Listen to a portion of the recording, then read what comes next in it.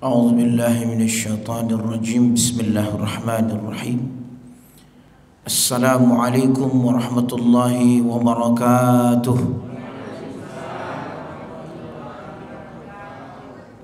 Apa kabar Bapak Ibu, sehat? Masya Allah, Alhamdulillah, asyukru lillah, assalatu wassalamu ala rasulillah, amma ba'd. Segala puji hanya milik Allah subhanahu wa ta'ala yang telah memberikan kita nikmat iman, al-Islam, nikmat sehat, dan juga nikmat saat ini di mana Allah memberi kita gerak, kekuatan langkah kaki, ayunan tangan, sehingga kita bisa hadir dan melaksanakan ibadah salat maghrib. Dan semoga amal-amal kita, terutama hari ini mungkin tahajud, subuh, syuruk, duha, dan salat-salat, zikir, baca Quran, sedekah, semoga menjadi amal saleh kita insyaallah. Salawat dan salam hendaklah kita berqudwah, mencintai, meneladani, mengidolakan baginda Rasulullah adalah satu kewajiban iman untuk mengimaninya, untuk membelanya, mengagungkannya, hingga kita iksarus salawat, memperbanyak salawat kepadanya. Dialah Rasulullah sallallahu alaihi wasallam. Hormat kami kepada pengurus Masjid Al-Kautsar, kemudian kepada orang tua kami atau nenek, ayah, ibunda, abang, kakak, serta teman lama kami sejak dari Pekon MIPA, maaf ya, yang dari kampus yang biasa live dan mengunggah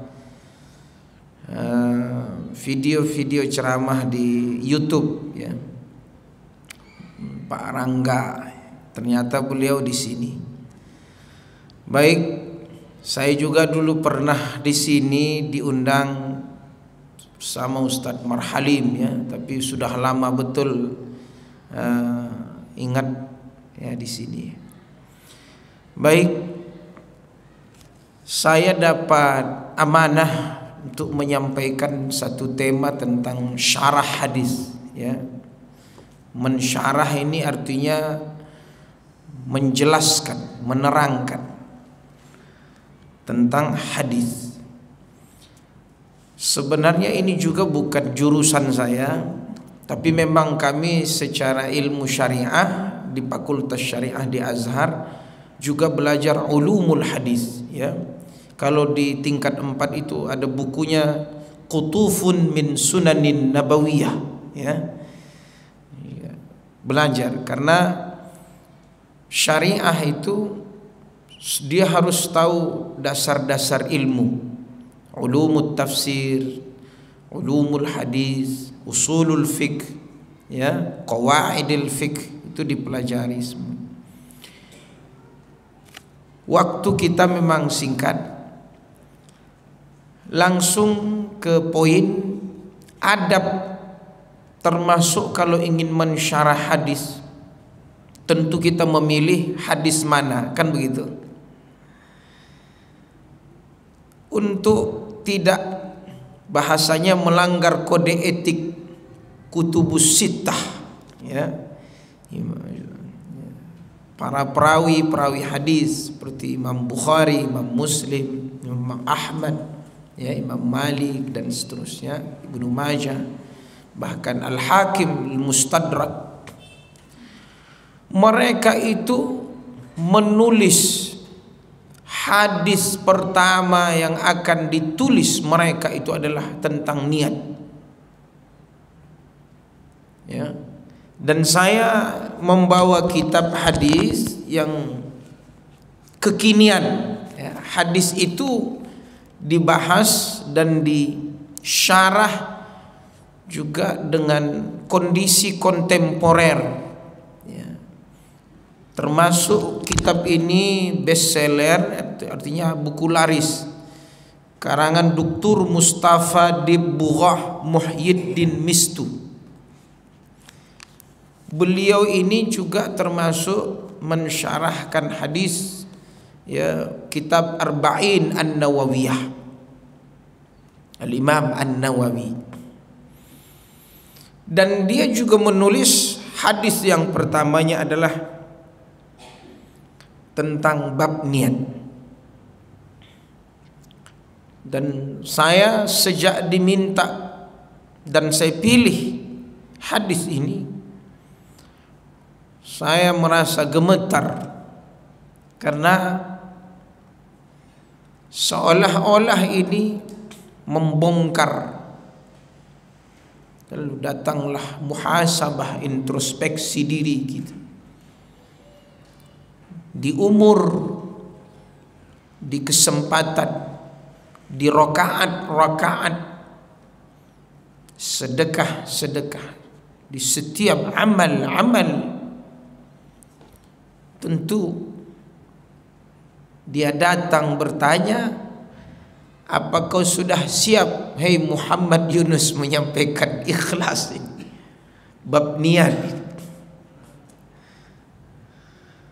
Nah, dia datang untuk supaya kita jangan sampai kabura maqtan, artinya an taqulu ma la taf'alun, karena ini sangat begitu dahsyat. Itulah ditentukan syurut qabulul amal, ya, syarat diterimanya amal, dan juga apakah dia termasuk kepada yang diterima atau yang sia-sia.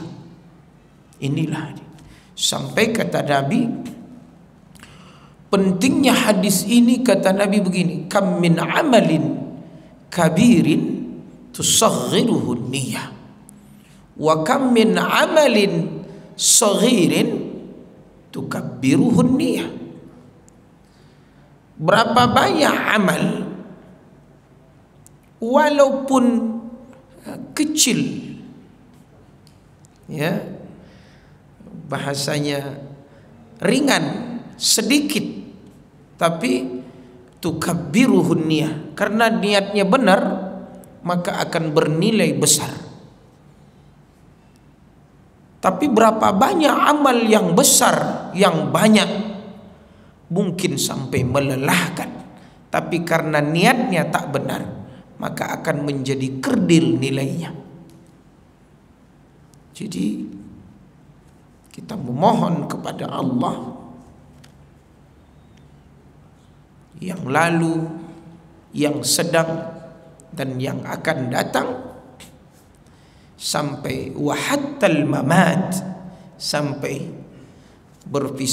berpisahnya jasad dengan roh ini, maka itu terikrar dalam doa iftitah salat kita. Inna salati wa nusuki wa mahyaya wa mamati lillahi rabbil alamin. Lillah. Dan ada satu kajian akidah yang saya bahas di beberapa majlis seperti Musaz. Musaz itu singkatan dari Muslimah Akhir Zaman, tentang akidah, membahas tentang syahadah. Ternyata bab ikhlas itu ada di kalimat syahadah itu. Makanya sampai kata ulama, membahas tentang bab niat ikhlas itu, ada satu surah dalam Al-Quran. Surahnya namanya Al-Ikhlas.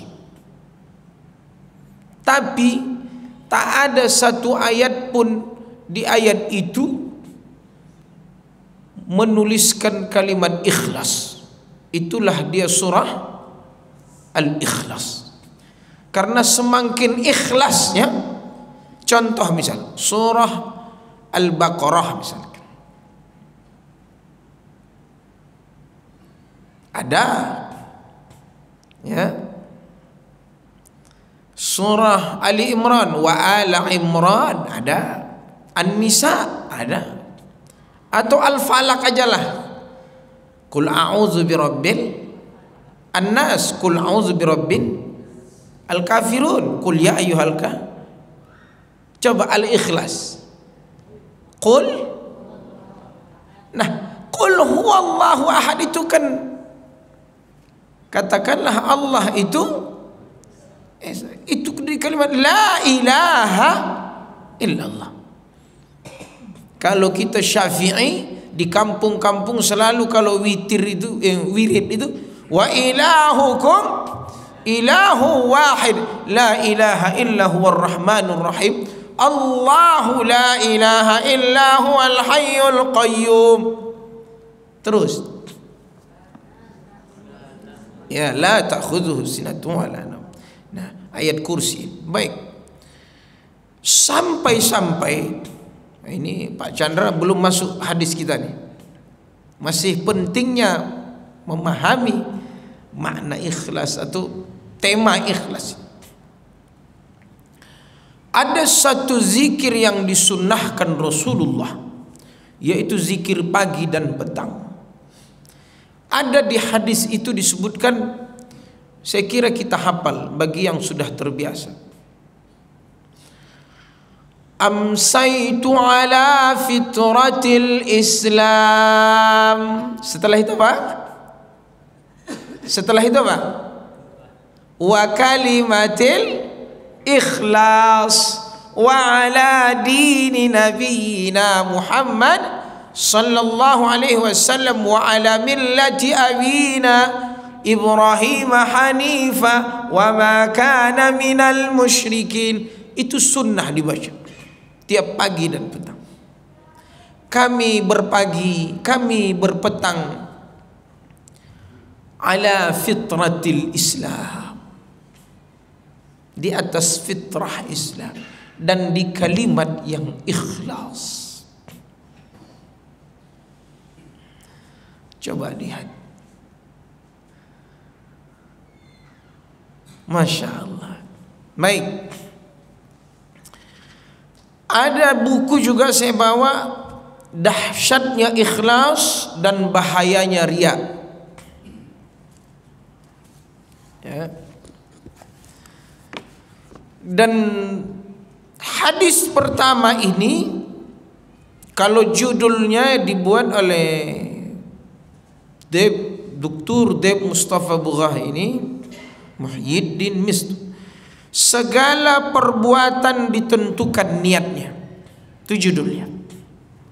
Segala perbuatan ditentukan niatnya.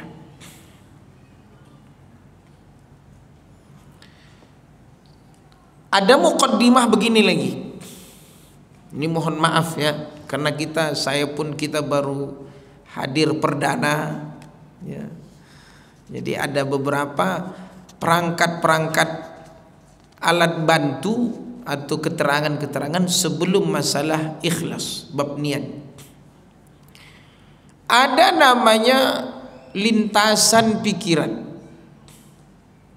ada namanya tekad, baru ada niat. Ada istilah tekad itu kalau bahasa Arabnya al-azam, berazam, bertekad.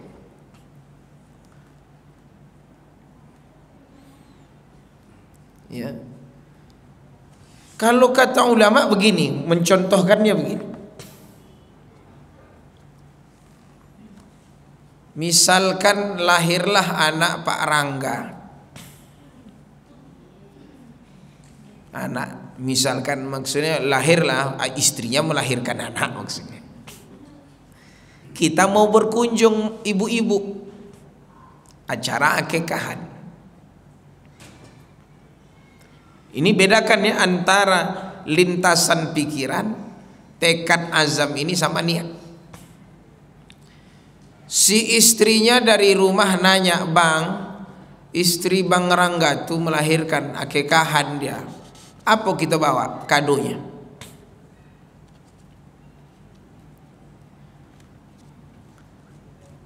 Kata suaminya, "Bawa aja anggur sekilo, apel sekilo, jeruk sekilo." Anggur, apel, jeruk. Ingat ya? Nanti bedakan. Begitu baru mau masuk keluar rumah, maaf, baru mau naik mobil atau kendaraan, berubah. Banyak kali Bang. Jangan sekilo, setengah kilo aja lah.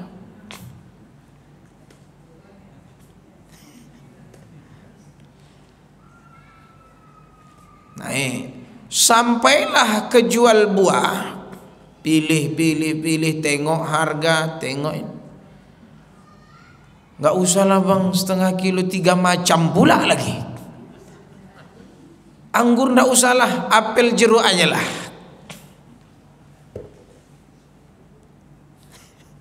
Nah, kalau ini memang masa lalu kita atau pernah begini berubah-berubah, itu belum niat. Itu namanya lintasan pikiran.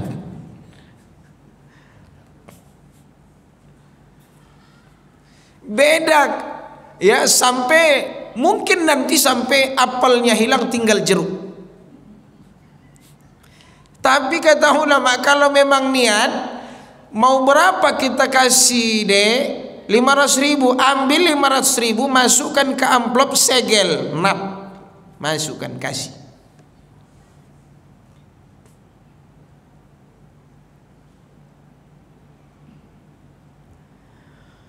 Ini dahsyat. Makanya kata ulama, hati-hati, karena lintasan pikiran ini godaan setannya kuat. Terlintas sini, terlintas sana, yang berkurang. Ya, na'udzubillah. Kita baca. An Amiril Mu'minin Abi Hafsin Umar bin Al-Khattab radhiyallahu anhu. Hadis ini mufrad karena hadis ini langsung yang mendengarnya adalah Sayyidina Umar.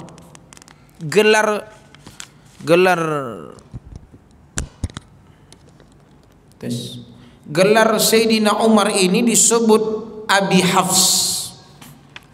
Padahal Abi Hafs itu artinya singa.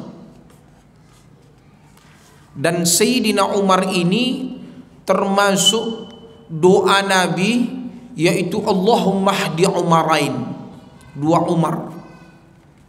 Tapi satu, kalaupun tak 2 yang masuk Islam dapat hidayah, 1 pun jadi. Akhirnya Sayyidina Umar inilah yang masuk Islam. Dan dia ahli gulat, singa padang pasir. Dan dia kalau sudah mengeluarkan pedangnya, waktu itu pasti ada yang terbunuh. Dan pada akhirnya ketika dia mengeluarkan pedang, yang mau dibunuhnya adalah Nabi Muhammad SAW. Di tengah jalan dicegat sama sahabat, bilang, "Ya Umar, mau kemana?" "Aku mau mencari Muhammad, mau bunuh Muhammad," katanya. "Ngapa pula kau mau bunuh Nabi Muhammad? Adikmu aja udah masuk Islam. Bagus kau urus keluargamu dulu. Balik kanan." Disitulah nanti dia menempeleng, menampar sampai dia melihat suhuf, ya, Quran itu lalu dibaca. Lalu dia menemui Nabi, lalu dia masuk Islam. Ya.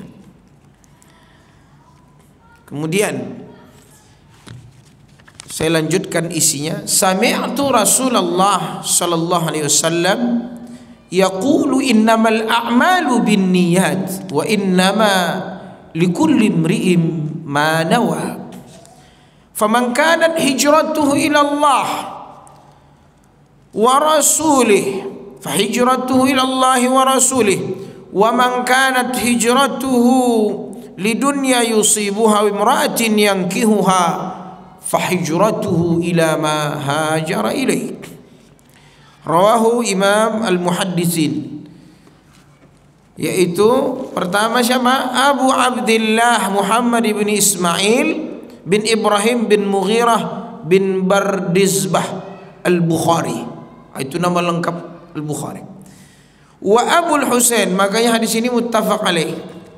Dua perawi hadisnya Imam Bukhari wa Muslim. Wa huwa Abul Husain Muslim ibn al-Hajjaj bin Muslim al-Qushairi an-Naisaburi sahihaihima alladhina huma as-sahhul kutub al-musannafah. Karena kalau dah muttafaq alaih, ini perawi hadis, bukunya termasuk asah, ya, paling sahih. Kira-kira kita artikan. Amirul Mukminin Abi Hafs Umar ibn al-Khattab radhiyallahu berkata, aku mendengar Rasulullah bersabda, segala amal perbuatan tergantung niatnya. Segala amal perbuatan tergantung niatnya. Saya di sini, Bapak Ibu di bawah, duduk di sini, pikirannya di mana, hatinya di mana, dan karena siapa? Semenit oke, 2 menit, 3 menit, setengah jam bisa berubah. Makanya kata ulama, jaddidu niyatakum, teruslah perbaharui niat. Kenapa? Sebelum, sedang, dan sudah bisa berubah. Makanya kata Nabi, segala amal perbuatan tergantung niatnya. Dan bagi setiap orang hanyalah apa yang ia niatkan. Dan setiap kita ini akan mendapatkan dengan apa yang kita niatkan. Manawa. Barang siapa yang hijrahnya karena Allah dan Rasul, maka kata Nabi, hijrahnya itu menuju Allah dan Rasulnya. Dan barang siapa yang hijrahnya karena dunia yang ia harapkan atau karena wanita yang ingin ia nikahi, maka hijrahnya itu menuju yang dia inginkan. Faman kanat hijratuhu ila Allah wa rasuli fa hijratuhu ila Allah wa rasuli. Wa man kanat hijratuhu lidunya yusibuha aw imra'atin yankihuha. Menariknya hadis ini, kalau di ujung ini ada sebutan dunia dan perempuan. Saya tadi kajian zuhur baru menyampaikan, ternyata 2 penyakit inilah ma taraktu ba'di ad-darru fitnatan 'alal rijali minan nisa. Tak aku tinggalkan setelahku nanti fitnah yang paling dahsyat bahayanya kepada lelaki kecuali fitnah wanita, perempuan. Malam kemarin saya menyampaikan tentang ada yang meninggal tazkiyah atau tazkiratul maut. Saya terbaca hadis dalam kitab Tazkiyatul Anfus karangan Said Hawa. Di situ dituliskan, yahrumu ibnu Adam, anak Adam menua, makin ketua menua. Kata Nabi, apa yang menjadi ambisinya, al-hirs wal amal, tambah ambisi dan tambah angan-angan. Di hadis yang lain disebutkan apa yang tambah angan-angannya, yaitu yang pertama adalah ambisi terhadap harta dan ambisi terhadap umur. Kadang mungkin di sini masih hitam, di sini hitam, di gigi udah tercabut. Mungkin di wajah bisa dipoles-poles macam gadis, di dalam jilbab sudah putih, di dalam kopiah songkok sudah putih. Angan-angan macam masih muda, macam belum tua, macam-macam. Ternyata hadis ini di ujung itu, siapa yang hijrahnya karena dunia atau wanita yang dinikahinya. Makanya asbab urut hadis ini termasuk gara-gara seorang lelaki yang mengejar perempuan, sampai perempuan itu hijrah ke Madinah, dikejarnya juga. Maka istilahnya muhajir Ummu Qais.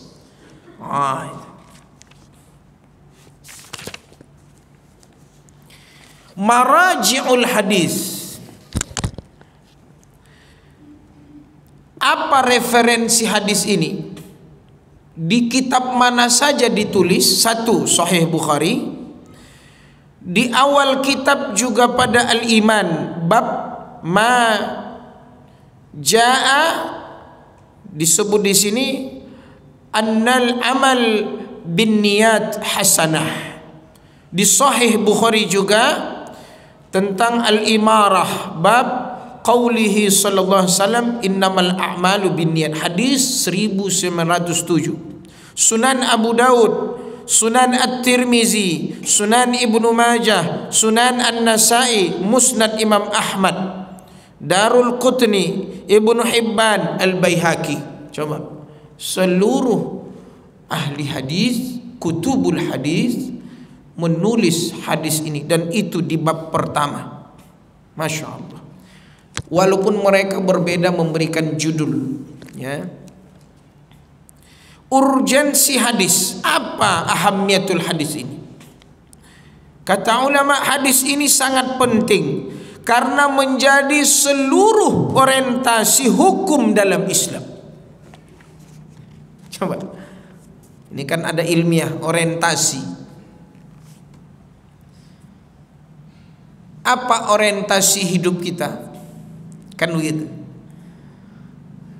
Tentu semuanya mengarahkan lillah, karena Allah. Dan hukum-hukum, semua hukum yang ada dalam Al-Quran dan hadis dan yang muttafaq disepakati oleh ulama, ittifaqul ulama, juga orientasinya adalah karena Allah. Karena Allah. Pertama, pendapat Abu Dawud berkata, hadis ini setengah dari ajaran Islam. Allahu Akbar. Mereka ahli hadis mengatakan hadis ini setengah dari ajaran Islam, nisfuddin.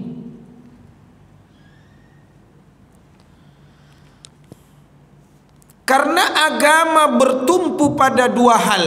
Pertama, sisi lahiriah, yang kedua batiniyah.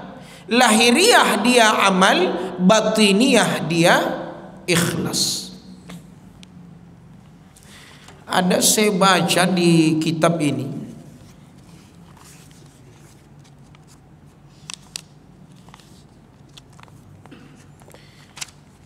berpendapat Ibnul Qayyim menyebutkan bahwa ikhlas, niat ikhlas ini adalah rahasia antara Allah dengan hamba. Baini wa bainallah, bainaka wa bainallah. Kita teruskan. Yang mana ia tidak diketahui oleh malaikat. Coba lihat, malaikat saja tak ada boleh ikut campur niat seorang hamba kepada Allah. Ya. Kecuali mungkin dalam hal-hal tertentu, hadis-hadis tertentu. Ada banyak kisahnya. Sehingga dia bisa menulisnya. Jadi tidak diketahui oleh malaikat sehingga dia bisa menulisnya. Tidak pula diketahui oleh setan sehingga dia bisa merusaknya. Jadi ini adalah rahasia Allah kepada hamba sehingga dia tidak diketahui oleh malaikat dan juga tidak diketahui oleh syaitan.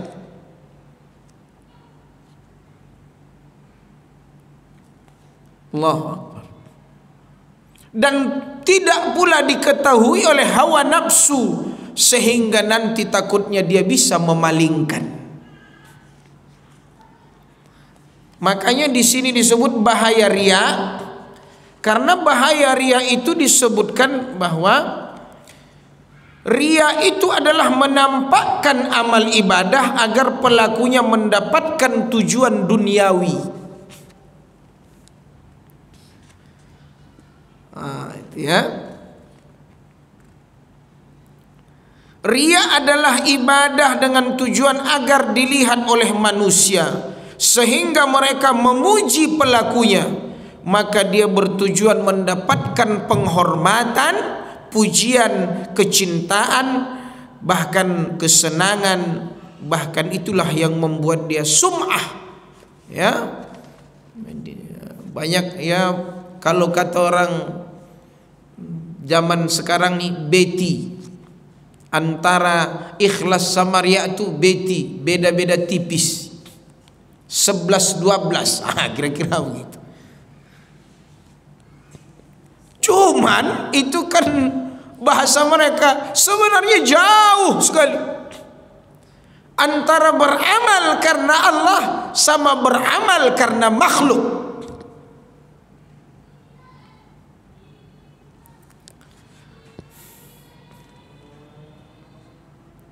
Apa kata Imam Ibnu Hajar Al-Asqalani? Beliau juga ahli mufassir ya. Termasuk juga muhaddis Ibnu Hajar Al-Asqalani. Riya itu menampakkan ibadah karena ingin dilihat oleh manusia, sehingga mereka memuji pelakunya. Nauzubillah min dzalik. Tapi ini nanti akan ada keterangan. Contoh begini. Kita kan biasa kalau sedekah dari hati ke hati. Gimana hukumnya Pak Ustaz? Ya. Ada dalam Al-Quran itu disebut fastabiqul khairat. Jadi kadang bahasa ilmiahnya memprovokasi jamaah. Itu nanti terpulanglah niatnya kepada yang ingin disebut namanya. Dari si fulan 1.500.000. Dia aja tukang becak 1.500.000. Awak punya sawit tentu 10 juta. Jadi ini bisa jadi untuk memotivasi orang-orang yang malas sedekah. Ini bagian dari apa? Strategi dan skenario. Tapi harus kuat hati kita. Ini penting juga. Jadi makanya begini, tak boleh kita menghukumi seseorang. Tak boleh. Sebelum betul-betul mereka itu dapat dari orang yang melakukan itu. Contoh lagi lain begini. Apakah rusak niatnya kalau dia melakukan itu terpaksa? Gimana kira-kira? Lalu kita bilang dia tak ikhlas.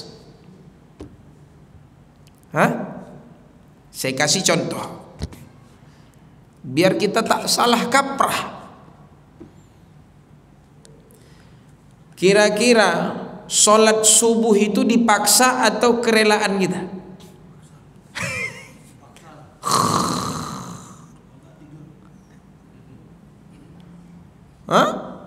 Bang, subuh Anak kita pun kita seret. Ayo nak, subuh nak. Apakah lalu kita bilang tak ikhlas? Hah?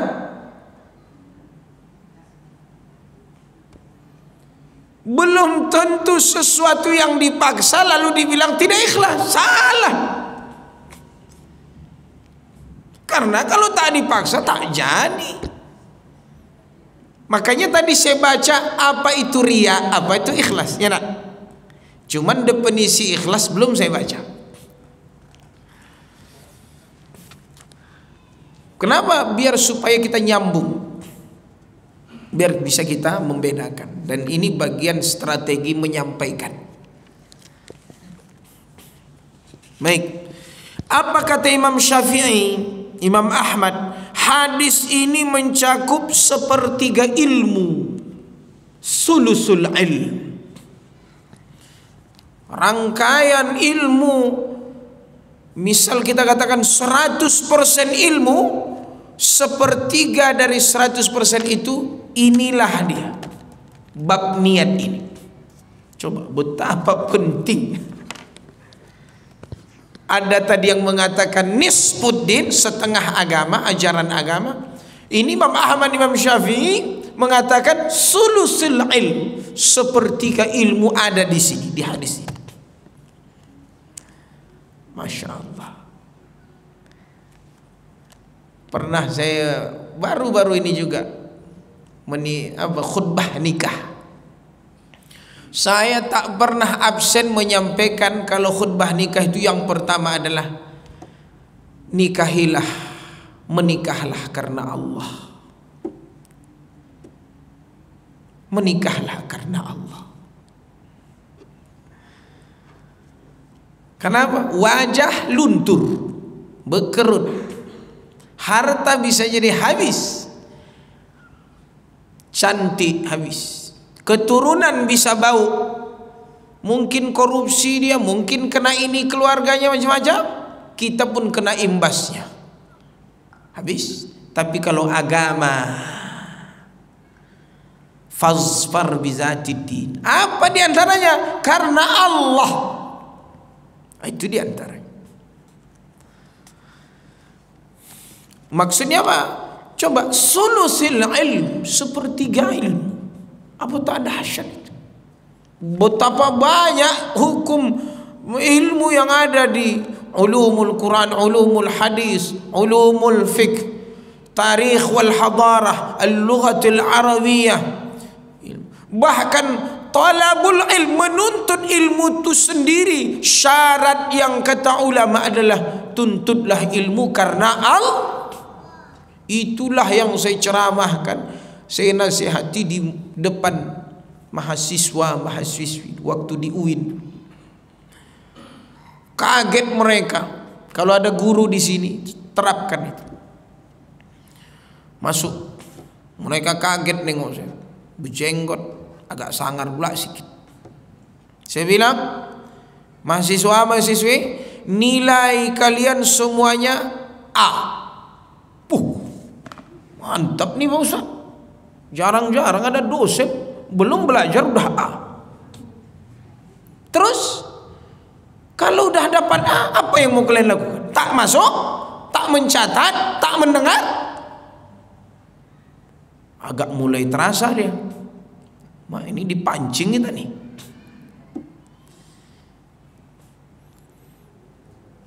Saya tulis di depan papan tulis besar. Apakah kalian, saya tanya, mengapai kalian di sini belajar? Ngapain? Apa tujuannya? Ngapa? Ada yang bilang, ya dapat ijazah lah Pak Ustaz. Betul juga. Ngapain kalian belajar kalau cuma sertifikat ijazah? Dibeli bisa. Apa gunanya belajar? Enggak ada yang bisa menjawab. Saya bilang, belajar itu supaya mengenal Allah, bukan A, bukan angka, bukan rapot, bukan, supaya mengenal Allah. Makanya syaratnya apa? Karena Allah. Kalau karena nilai, Ustadz udah kasih. Setelah itu berubah suasana. Nilai udah di tangan. Sekarang pembuktian. Coba kalau itu yang kita kasih tahu ke mahasiswa-mahasiswi. Ini ndak? Mau A? Kasih dulu hadiah. PDKT dulu. Tentu dah lain lihat. Kadang kita yang membuat dosa mahasiswa-mahasiswi kita.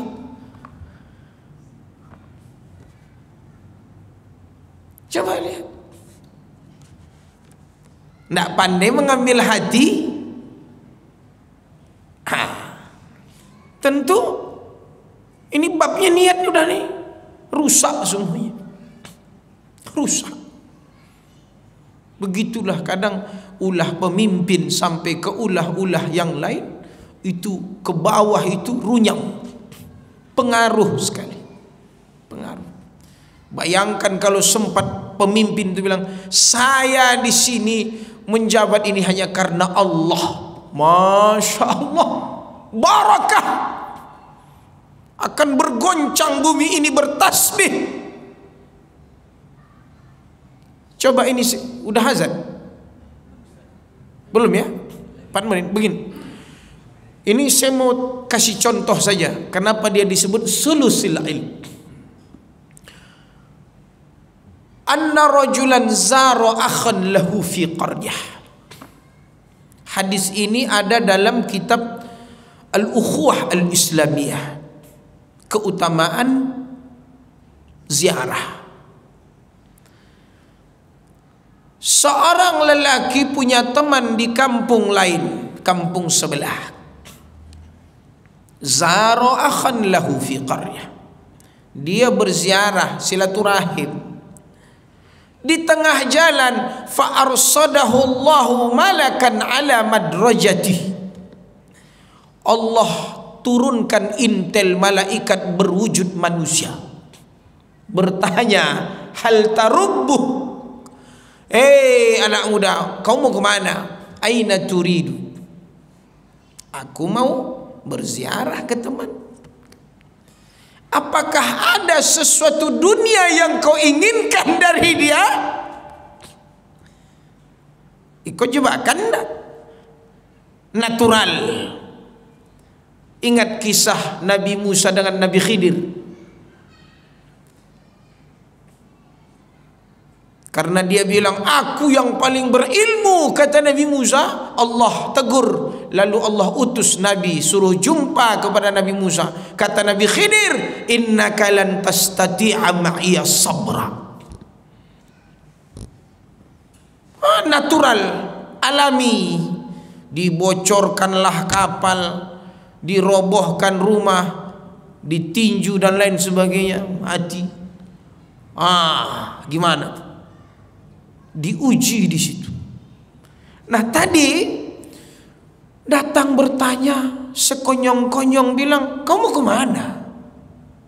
Anak muda ini bilang, ada azuru akhan li fi qaryah, mau ketemu kawan. Terus dengan alami, kamu ngapa ke sana? Ada sesuatu hal, ada yang kau inginkan dari dia. Apa kata seorang ini? Dia bilang, lah, tidak ada yang aku inginkan dari dia kecuali aku mencintainya karena Allah. Masya Allah. Apa kata malaikat berwujud manusia?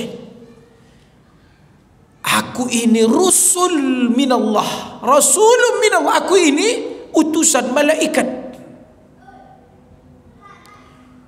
Aku ingin memberitahumu. Apa? Beritahu aja.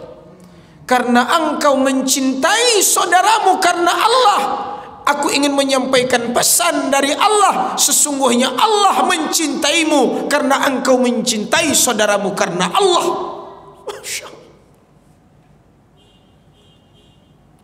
Masya Allah. Coba lihat itu. Allahu Akbar. Baik. Ini baru urgensi, itu pun belum selesai ya.